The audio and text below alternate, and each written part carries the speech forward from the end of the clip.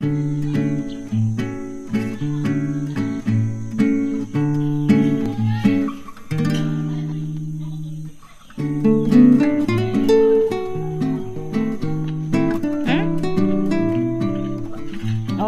thank you. You finished your meal.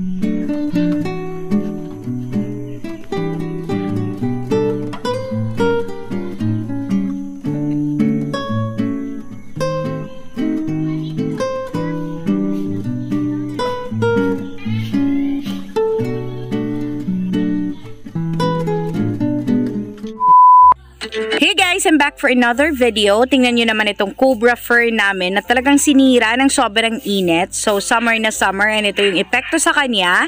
So kailangan namin siyang iripat kaya nilabas to ngayon. Matagal ko na itong nakikita ang ganito. So naaawa na rin ako pero hindi pa talaga nagkaroon ng time. Buti na lang ngayon. Medyo free and hindi na masyadong mainit kaya maaalisan namin siya ng dead leaves, mareripatan of course. Yung mga damaged na dinadahon, kailangan na rin naming alisin kasi hindi na naman talaga maaayos yan. So maghihintay na lang tayo na merong tumubong bago. Nabili namin to guys around 2020 nung mga panahon na sobrang mahal ng plants. Nabili ko to ng parang 2 inches lang yung haba niya. Tapos 1,000 pesos siya. Isipin nyo yung price na yon. Tapos nag-grab ako. So hindi ko ma-imagine kasi sobrang mura na ng mga plants na ganito ngayon. Nakakakita na nga ako ng mga bibi na ganito na 150 pesos na lang. Parang sus, ang dami na sanang nabili nung 1,000 na yon. Pero wala tayong magagawa. Pinatulan natin yung panahon na yon. So ayan, kailangan talagang pagandahin kasi imagine magkano pinuhunan mo tapos wala ka nang makikitang maganda dito ngayon. Meron namang mga sign na okay pa siya kasi naglalabas naman ng bagong dahon. Yun nga lang, kailangan niya ng nutrients guys kasi na-decompose na yung ginamit namin na coco cube sa kanya. Medyo matagal-tagal na rin naman yung media niya kasi dati-rati pa simula nung pinapatubo pa namin. Yun na talaga yung gamit namin guys and yung pot na talaga yung pinaglalagyan namin. Actually sa panahong ito, pati itong mga bird's nest, ganyan na din yung itsura. Hindi kinakaya yung sobrang init ng araw guys. Eto, naka full sun siya. Although, bumabalik naman yan sa dati niyang itsura. Nagiging maganda naman yan kapag hindi masyadong mainit. Kaso nga lang, kapag sobrang init talaga, so pare-pareho nga lang talaga silang fern na talagang naapektuhan kapag excessive yung exposure sa sun. Ito kasi nilabas namin nasa loob to ng shading net, pero nilabas namin kasi feeling ko natatabunan na siya, nagsisilakihan na yung mga plants na nasa loob.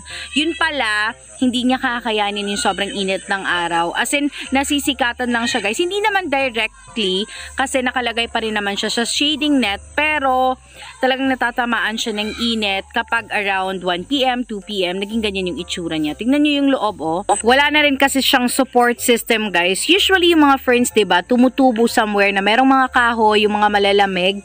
Tapos, dun sila humihigop ng water from that tree na dinidikatan nila. Tama ba? Kasi dun ako usually nakakakita ng bird's nest.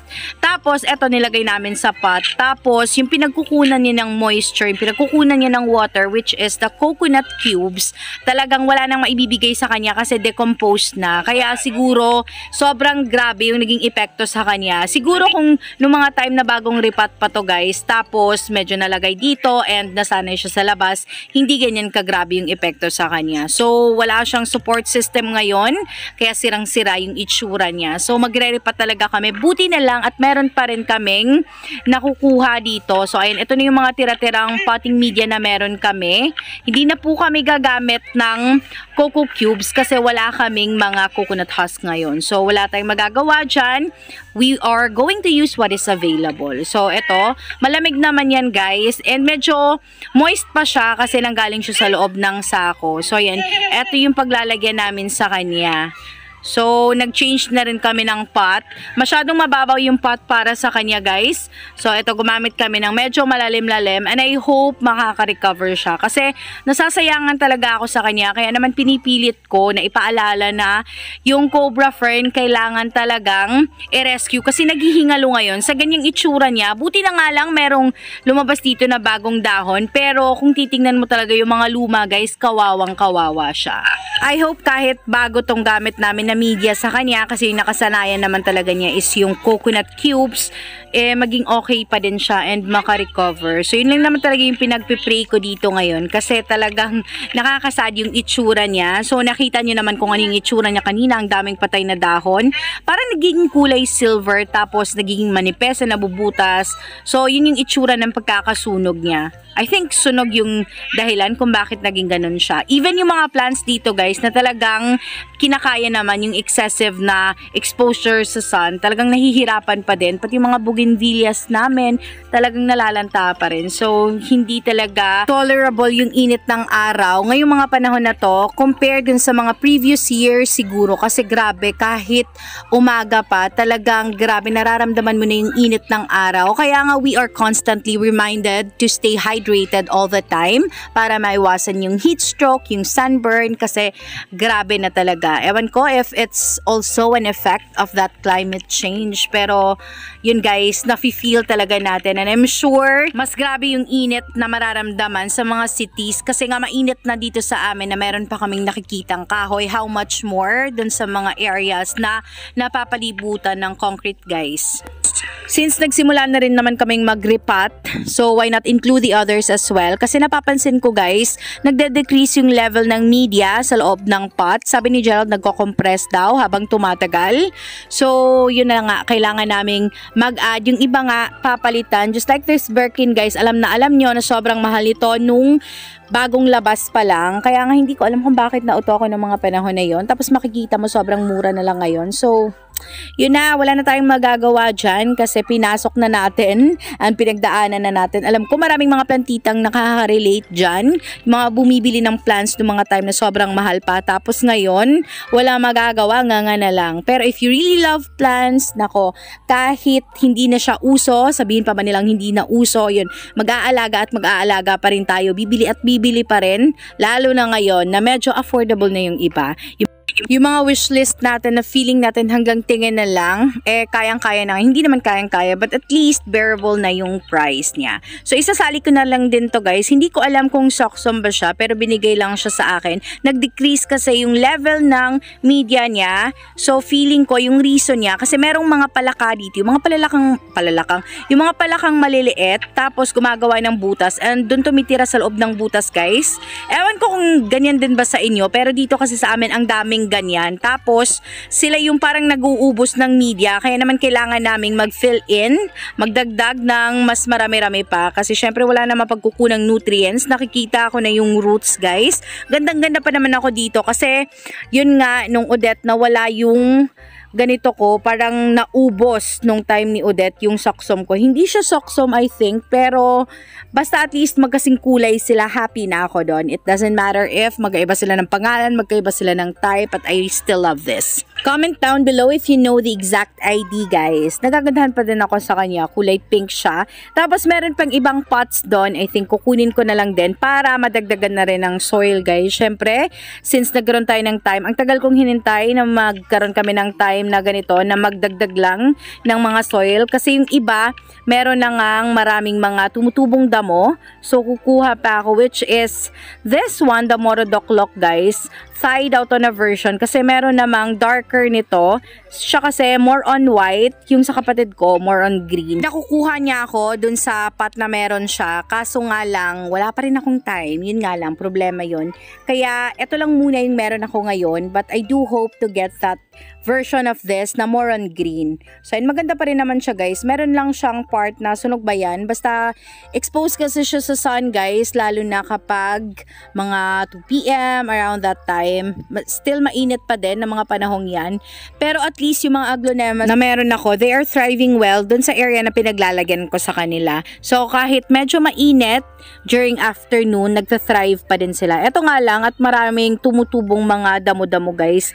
Kailangan ko talagang kunin. So, whenever I get a chance, which is ngayon nga lang, kasi medyo busy na talaga every day, and parang nagulat ako baka kasi merong ahas nung nakaraan.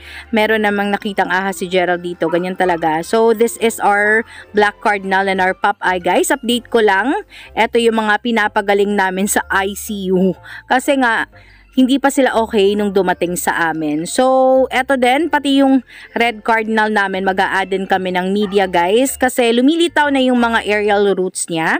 So, kailangan tayong magdagdag ng media dito kasi nga, mas kailangan nila ng support, lalo na't mainit yung panahon. And okay naman siya guys, nag-decrease nga lang yung level. As I have told you earlier, yan, ganyan yung itsura, ayan.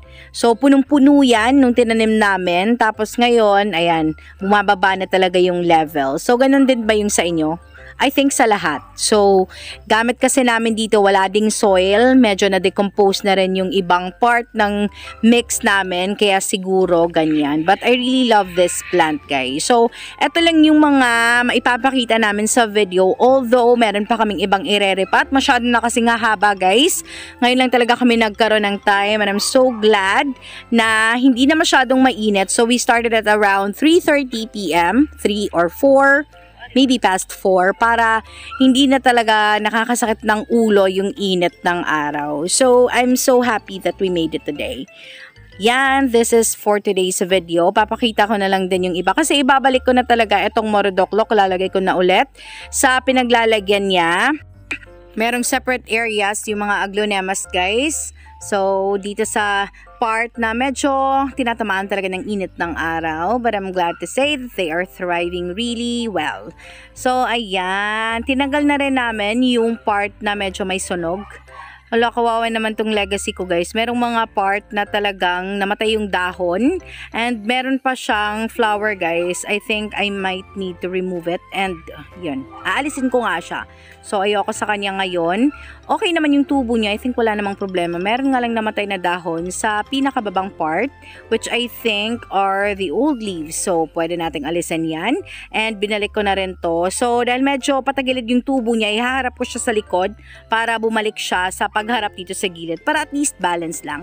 So yun guys, thank you so much for making it till the end. It has been Maria, the voice of Plantzilla Bohol. Please do not forget to like and subscribe.